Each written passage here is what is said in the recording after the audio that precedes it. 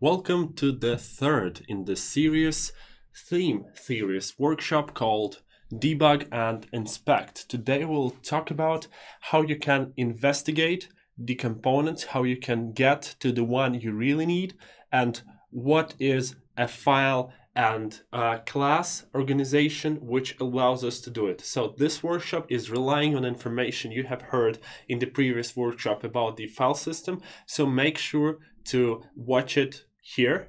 And also this workshop will require us to have the ScandiPWA theme installed. So if we assume the theme is installed, oh, amazing. We have a Chrome update here. Don't worry about it. So assuming we have a theme installed, we can start working in it. So what I mean by install the theme, if you watch this tutorial explaining how to install ScandiPWA on Linux, you know that we have production and development set up. So first things we need to do is we need to run the, we need to go to our project folder. In our case, it's my project ScandiPWA base.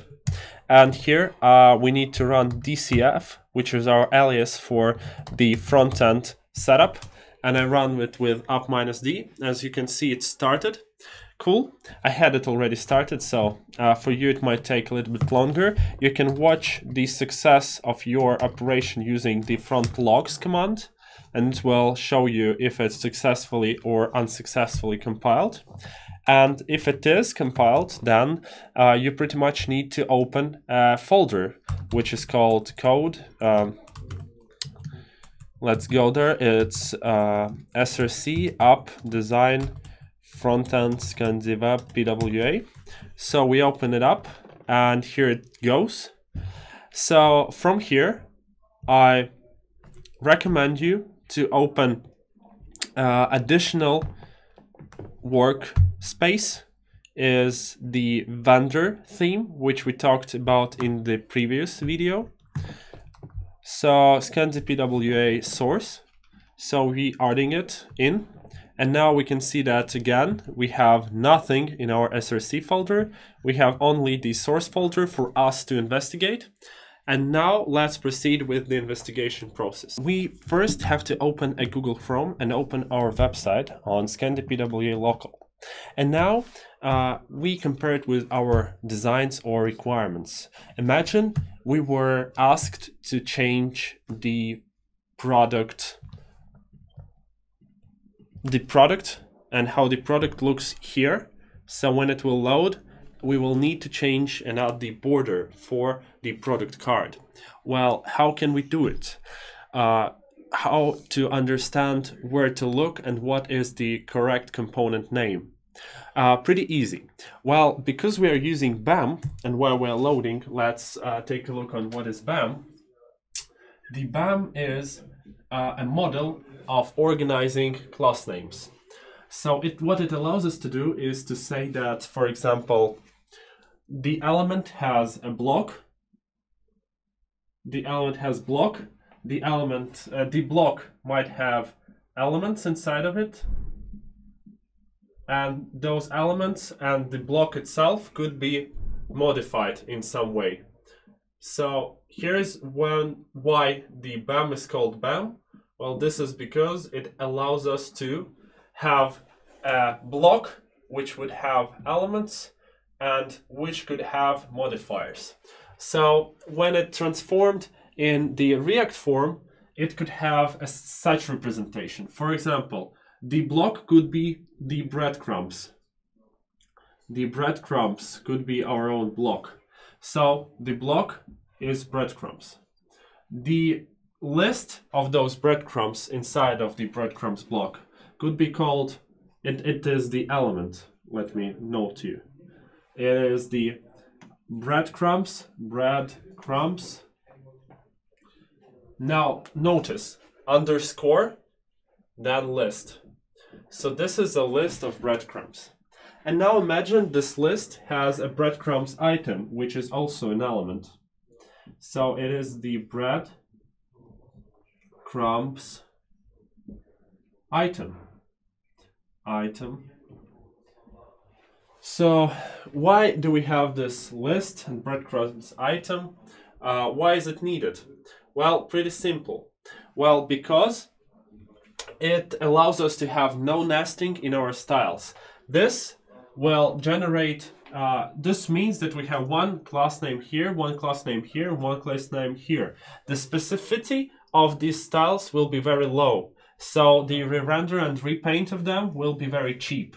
And when you're writing the SCSS for them, it will look like this. So you open the curly bracket here, you can skip this part, and instead of it, you can write the ampersand element. So you write the ampersand, and now you have ampersand list, which is just building up these styles. So you can notice this in code. Let's see the code for it. Let's see the code for it. I will switch back to screen and showcase you how this is implemented in styles. App, component, let's take out to card, style. Here, no, it's a bad example. Here is an exception. I always like this class because it has an exception. So the Braintree, for example, has a form inside of it. And the Braintree form is the final class, like breadcrumbs item, but Braintree underscore form. And this, not underscore, but dash. I'm sorry, I forgot myself. The elements are divided using the dashes, and modifiers are divided using underscores. Sorry for misleading. But overall, this is the main concept. And what it means is basically that if you stumble upon a class like this, dot product card underscore image dash image underscore large, you might seem a little bit confused, those dashes and underscores, but in reality what you need to do, let me showcase you this so you can see better. If we have this product card image large, yeah, this could mean that we need to search in the component called product card specifically. So if we see the product card, in the first, if the first name is the product card, or if it's like here, breadcrumbs, then the first thing we do, if we find this in our browser, is we look for this component. So let's press Ctrl-Shift-P in our code to search for files and search for example, product card. And boom, we have found it, product card.style, and right away here we have a declaration. But why are we 100% sure that any element we see inside of our application will be connected and declared in our block, which we found in our component? Well, this is because we have a rule that if you are writing a component, you must make sure that the block is declared on the very top of your element. So there will be no other elements inside of it. So every element, like here, the header, the most top element of this product card component is the list element, list item, and it has a block product card, which then generates this product card class name, which is the parent block. So if you see it, this means you found a root element of the component. Later, you might see that we have this figure with figure product card with element figure. Product card block element figure. This will generate to product card dash figure. So you will see it in the styles. And let's check how it looks in the browser. Here, the product card, and if we inspect this element, and we can see that it has a product card picture here, and if we scroll up, we will for sure find the product card itself. So this is a link, and this is some SKU, and this is the product card. So this is a parent element. And if we go to our components here, we will immediately see that indeed it is the product card component. And if we check in, if we copy this class, if we copy this first part of the class name and go back to our editor and search for it, we will immediately stumble upon the component container and everything which is related to this. And you can find how and why are the files organized in such way by watching the previous video on this topic. Cool.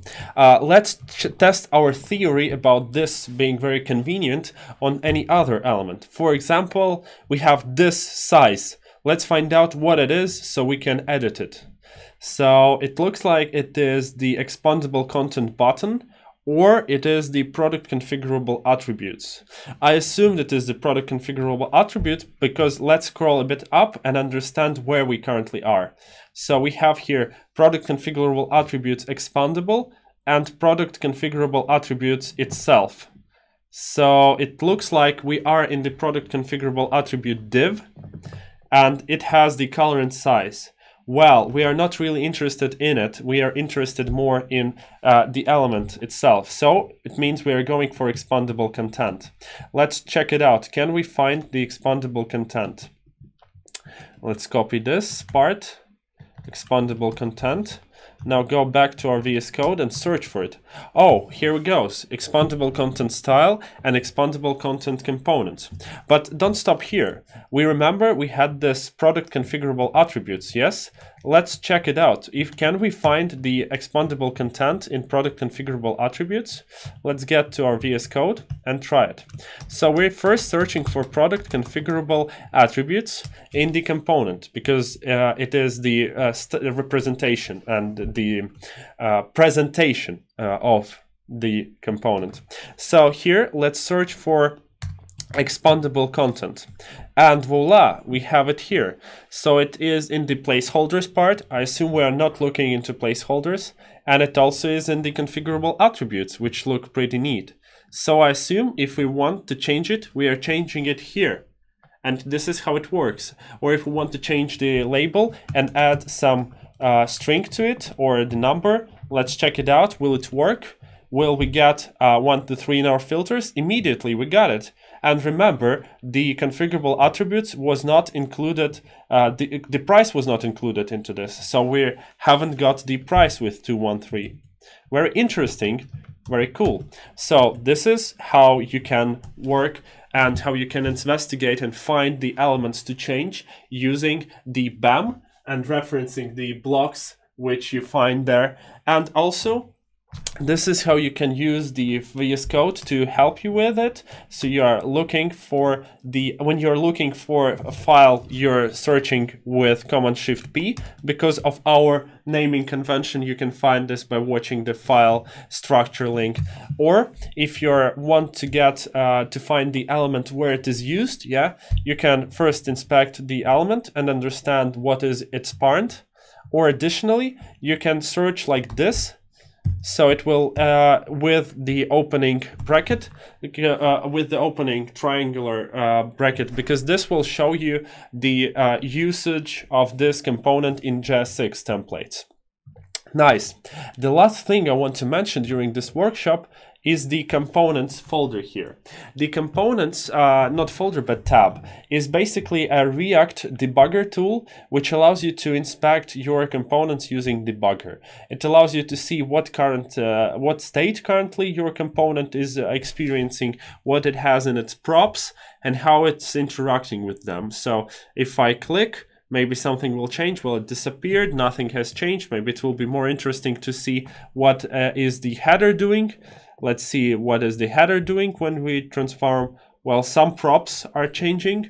Very interesting. This also can be used, but it's not used so often because most of developers are not really into deep props and state investigation. Most likely you will need to edit and change some styles. But how to override those styles? So now we know how to find something in the code, how to find where is the element located. But we haven't still created anything in our own theme, because remember, here I changed something in the vendor. This is the vendor located file. You can see that it's src vendor ScandiPWA Source, and I shouldn't be changing anything in the vendor, which means that we will also need, if we want to make a change, we'll need to create the same element here in our SRC folder. To understand how you can do this, watch a next video on this topic, which will be overall taking a look on the extensions and overriding. Thanks for watching, and see you in the next series of this workshop.